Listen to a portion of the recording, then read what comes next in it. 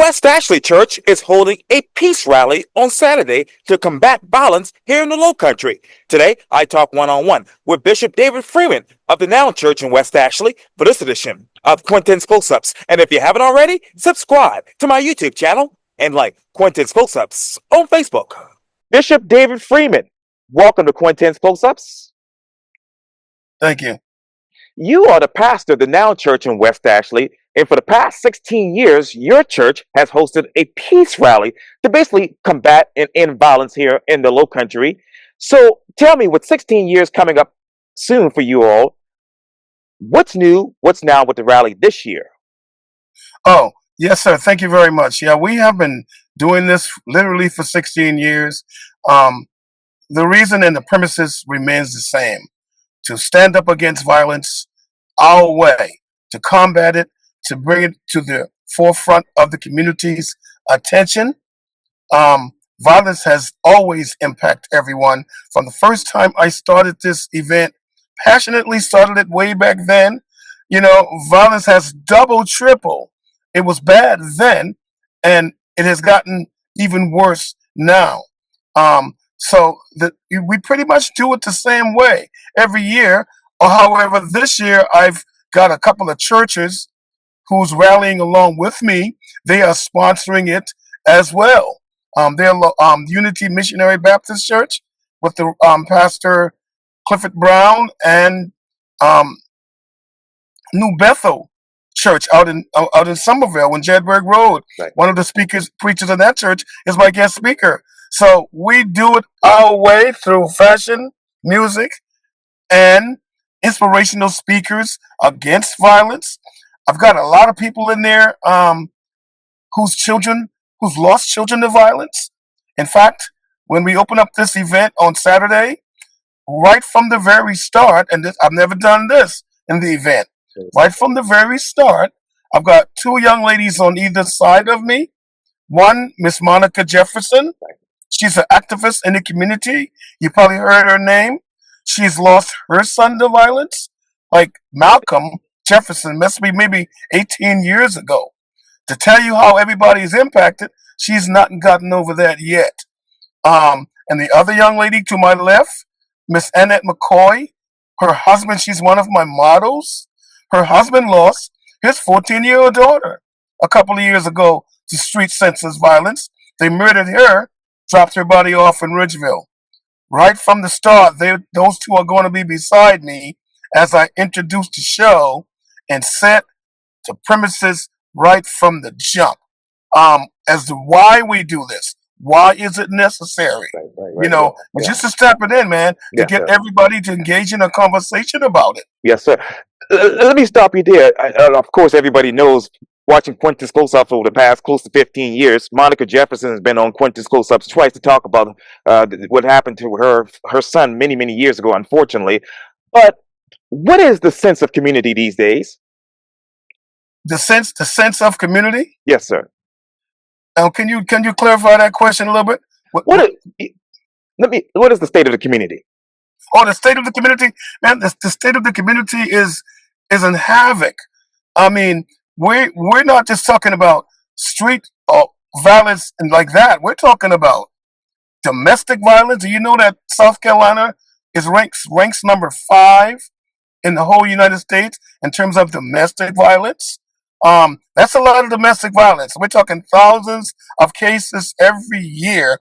Number 5 on that scale when they rate the violence. But then we're talking about violence against children. So the state of the community is at an all-time low. In fact, just talking about South Carolina itself, we get an A minus. I mean a D minus in terms of violent crimes committed. A D minus. That's a terrible grade. And here in the Lowcountry, where exactly are you all seeing the violent crime, and what resources do you all have to eradicate this? Well, we're seeing it everywhere. It's nowhere in particular is like targeted. But when you watch the news, you see it everywhere. Somerville, like what just happened in the little city of Helena, South Carolina, Beaufort. Right. with 20 people being shot in the club and 4 people dying, losing their lives. So it's just now certain areas of the state statistically is a little safer in the upper northern or the western state. Most of it is compiled on the eastern side, down here in the low country and going up toward the north, depending on the city. But really, most cities are affected. You know, when you watch the news, it's everywhere. It's all around us. It's even in some of the areas where you least expect it. You know, like Nexton in Somerville, very upscale neighborhood. Right. Yet a young man just got killed a few months ago at a party there. You know, so no one is exempt. No one knows when these things are gonna happen. We do things like I'm doing right now to combat it. Right. Of course, there are a whole lot of programs out here, a lot of counselors talking to these people because they need therapy on the intangible things that we can't see. In terms of the effects of it, the intangible cost is like over $7 billion a year. All of us pay. Regular citizens, whether you are a part of it or not, we all pay, and you can't even quantify intangible impact. Talking pain and suffering. You know, we're talking psychological turmoils. We're talking just trauma that these people have to endure, like Monica Jefferson, having never gotten over it 18 years now. You know, that's a long lasting effect. And it's just everywhere. You can't put a price tag on it, but different methodologies has tried to do that. But we all pay. Everyone pay. That's why everybody should come and stand with us in this event. It doesn't mean nothing to a lot of people until it gets close to home. You know, then everybody want to talk about it. Why the violence? Well, because people are angry. You know, when you're talking about different things happening in around, society, people are, particularly the state we're in right now, Yeah. with such economical lapses. You know what I mean? When people get deprived of basic needs and societal support, and you start taking all of these support away. I don't want to be political because I'm not political, but we got to admit that some of the political decisions are affecting the community. So when people find a depletion of basic things, crime increases. Let's face it. Let's face it. If people don't have the resources, you're probably going to get more people out there on the street robbing, you know, and breaking in stuff and stealing, which that leads to violence because when they get caught, somebody's shooting. You know what I mean? So it's a revolving cycle. It just seems to be that way, and we're living in that time right about now. How do you lead people to God and Jesus Christ? How do I bring people to God in Jesus Christ? Yes, sir. Now that's a great question. That's right up my alley. Um, the best way to do it is to bring them through love and kindness and initiate the conversation. You know, you just don't judge people, but I get people, and I do a little part time lifting. I get people in the car all the time, and I start listening to people. And once they hear my gospel music playing, I look for the open window.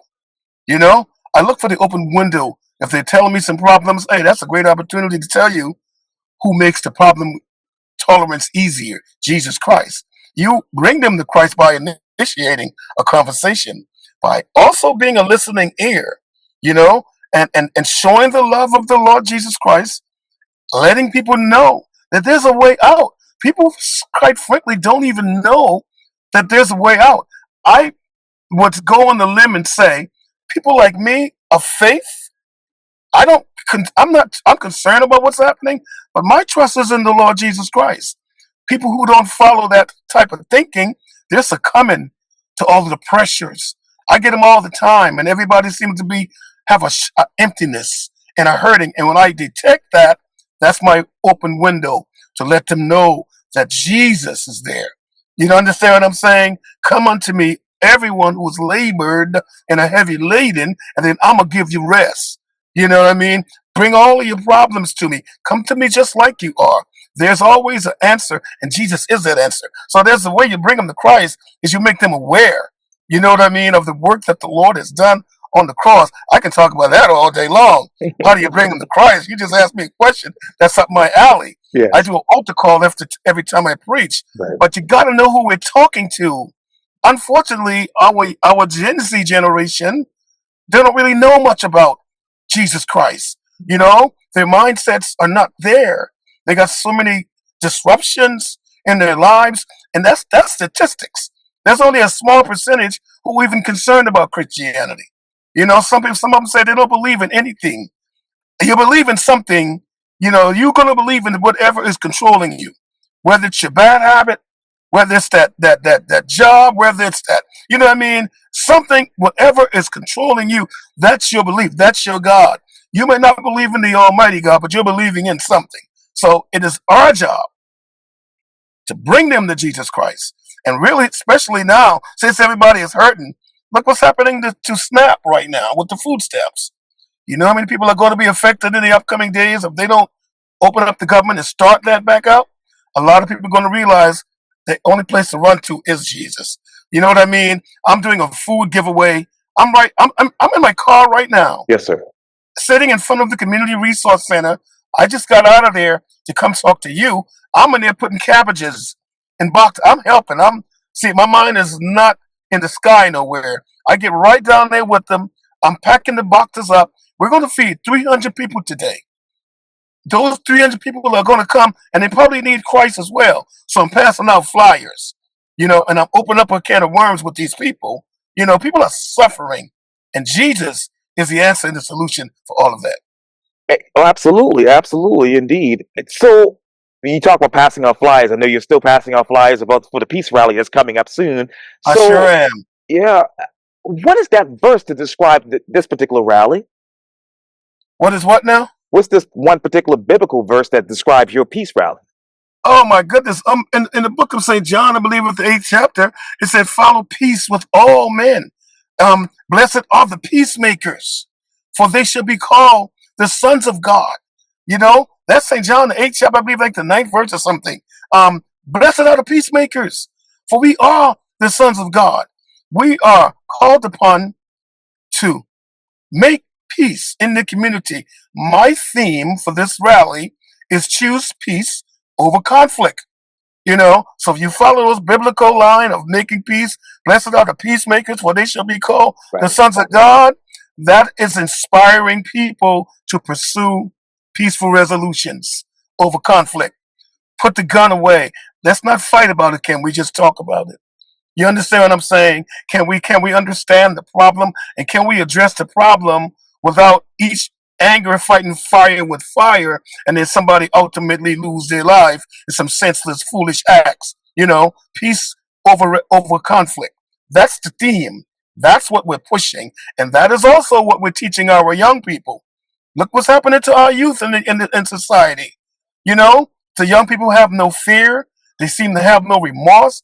I'm all over it teaching them, I'm teaching my grandkids how to resolve, how to come to some type of peaceful resolve versus going after each other, starting on social media, and then it flourishes out in the street where they meet each other, and then you got this confrontation of kids killing each other.